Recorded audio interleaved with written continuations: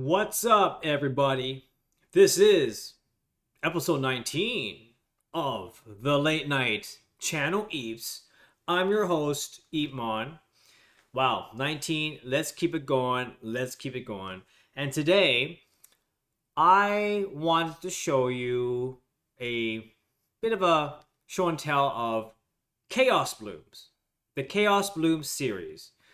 As some of you know, currently my biggest mural to date is installed right across from the Ottawa Art Gallery called Chaos Bloom Tidal Wave. It is where the Le Suite Hotel parking lot facade brick wall is currently being activated by this new art mural. And in collaboration with Ottawa Art Gallery and Massive Art, we installed this earlier in May. Yes, early in May. And wow, it's just crazy how time flies. But how did it get to this point? I never had anticipated that this series would continue on in such an endeavor, let alone being ginormous. And it all started because I was curious.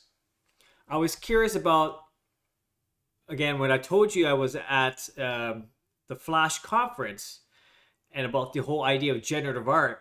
The first thing I did, and we're doing a show and tell here. If you go to my website, emon.com, go to my digital art section, scroll down, the very first generative artwork I created was indeed Chaos Bloom 1.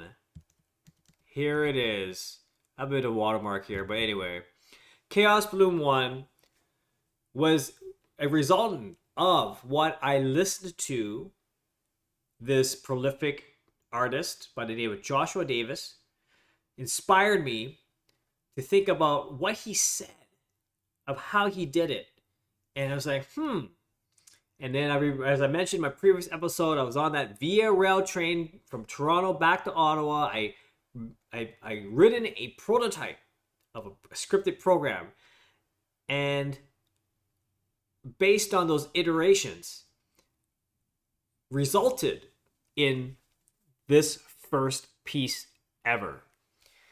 Chaos Bloom 1 is in fact included into the Canada Council Art Bank. So for those who are looking to grace their walls at their offices and whatnot, do give the Canada Council Art Bank a shout and say, hey, where can I find EEPMON's Eric Chan's Chaos Bloom 1? I think it's still there. I believe it's still there. Anyway, the response of Chaos Bloom 1 was very positive, that I decided to create other series, or continuing the series, with Chaos Bloom 2. And, and then using a different color arrangement and a different color pattern, different visual, illustration pattern, and you can see that it's very repetitive.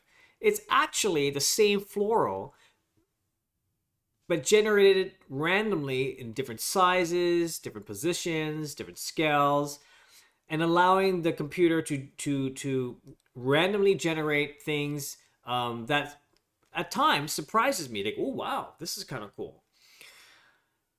And like digital Lego, I would save these things out, and then I would put them all together, form like Voltron, as one would say, into a more holistic and more figurative, or not figurative, but more of a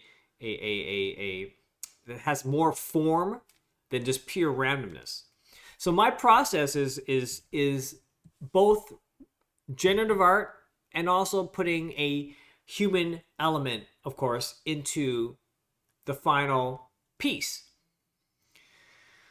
That was 2005. Let's look at 2005. Chaos Bloom 3 Blood. Now, I'm sure people are wondering, how are you applying such dynamic or rich colors of like the reds, or in the previous one like the blues and the purple hues and all that. Well, it's not much of a secret, but maybe it is a secret. In Photoshop, there is an export setting to web, which is now kind of I think it's legacy now, and you have the ability to export the file, any graphic file, into a GIF. And what's also interesting is that you can also specify how many colors to optimize that the graphic, the end result of the GIF file. So it can be, you can say that, hey, you can have this very complex color, whatever. Like, just say this crazy complex of over like, I don't know, like a lot of like 2,000 colors or something. It's really, really crazy. But then with export to GIF, you can specify, I just want 256 colors. Optimize this image to filter down to 256, and the software in Photoshop were able to optimize it in its best ability to maintain the similar fidelity of what a full-fledged color graphic would be. Based when I export as a GIF, let's say it's like a whole tones of red, I would then I've created another program that reads this GIF file and looks at every single pixel. And since I specified 256 colors, the program would read it and export an XML file containing 256 hexadecimal values. And these hexadecimal values are indeed the colors. So essentially, I have extrapolated reading a GIF file, 256 hex values, which then my program can then read again and use it as the color palette. So the piece you see right now in Chaos Bloom 3 is in fact composed of exactly 256 color range of red, and my computer or my program is basically randomly selecting the color palette. Let's say you have from dark red all the way to light red or whatever, and there's 256 like colors that of red that spread across the darkest red to the lightest red, and then it's randomly choosing, and then it's actually randomly applying to each of the floral pieces. And you can see, let's take a closer look at the floral pieces here. The resolution is pretty bad because it's just a JPEG, but you have some sakura emblems here. You have a bit of rose here, and and then I have no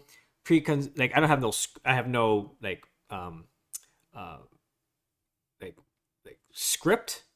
It's all random script, but I don't know what's going to come out. I don't know what the output is, and it surprises me most of the time.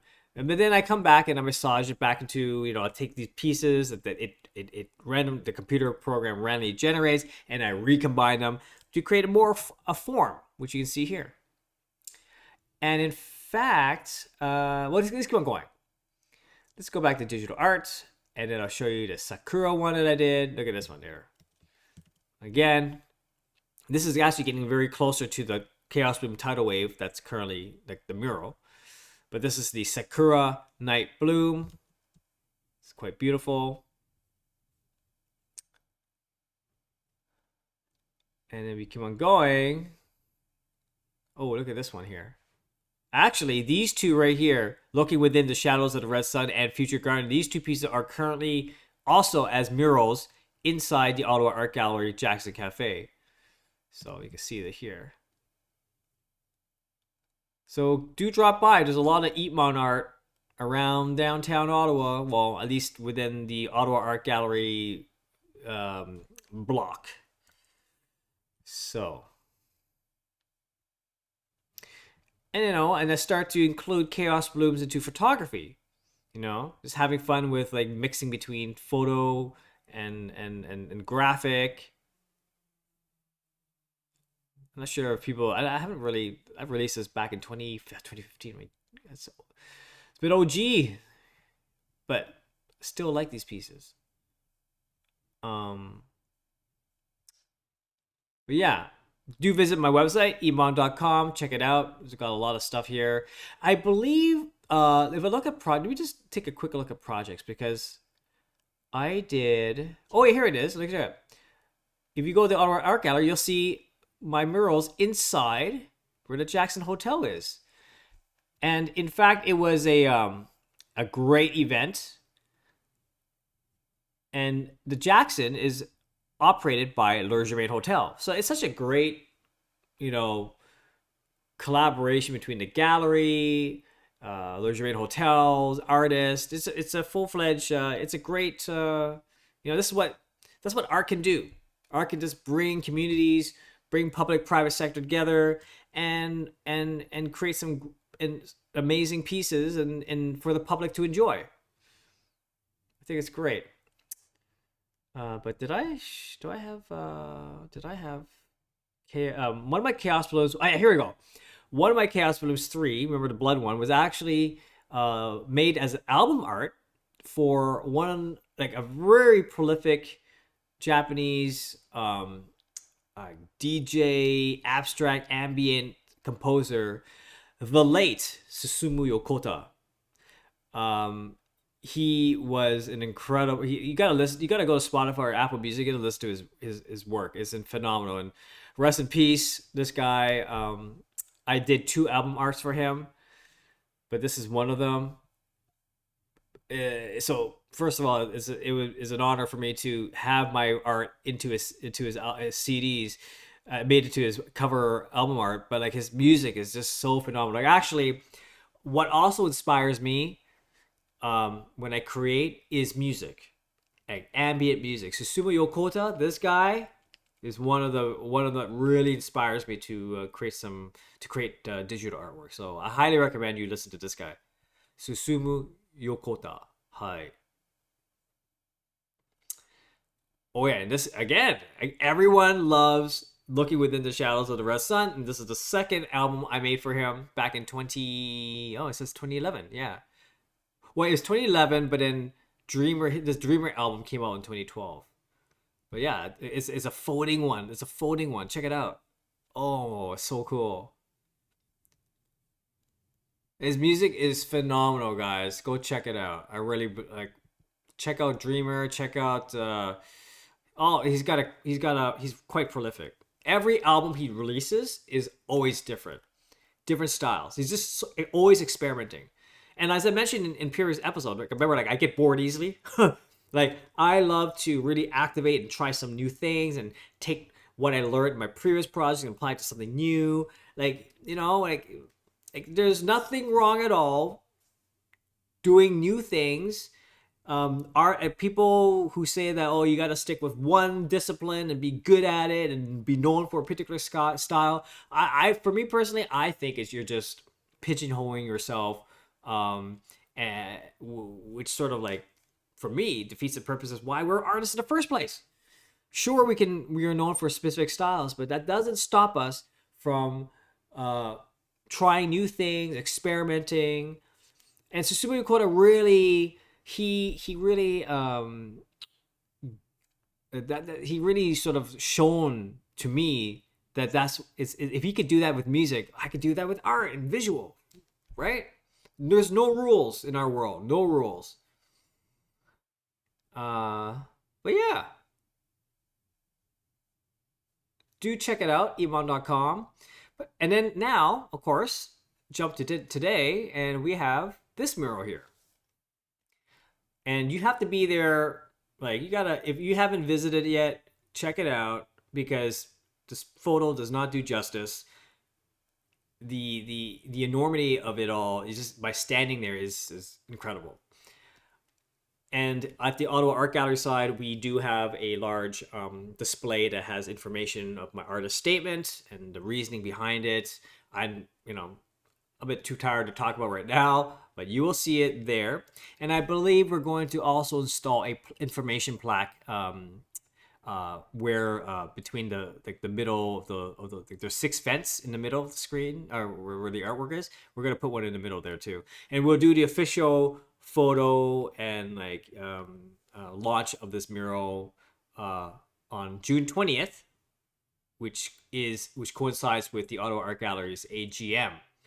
And I'll be giving a panel talk. I don't know if I already mentioned that, but I'll be doing a panel talk to discuss about like why public art is so important to engage the city, what it does for the city, what it does to the public, and art matters. Art matters. So yeah, 15 minutes in. Wow, I talked a lot. But I hope you enjoyed my little spiel. And do visit EEPMON.com, see more of my work. But yeah, hope you have an incredible weekend. I just wanted to keep this episode very lighthearted, casual, show and tell. And if you have any questions, do drop a comment. Please subscribe. And everyone says, if you subscribe, it would it would improve the YouTube algorithm. I guess is there some truth to that? I have no idea. But I'm just gonna keep on just talking aloud. Sometimes I'm not going to be coherent. I might sidetrack a lot. But hey, this is the Late Night Channel Eves, and I can say whatever I want. I guess. I don't know. So as long as this YouTube does not ban me. Haha. Anywho, have a good night, wherever you are or whatever. Have a good day, and I'll talk to you tomorrow. Bye-bye.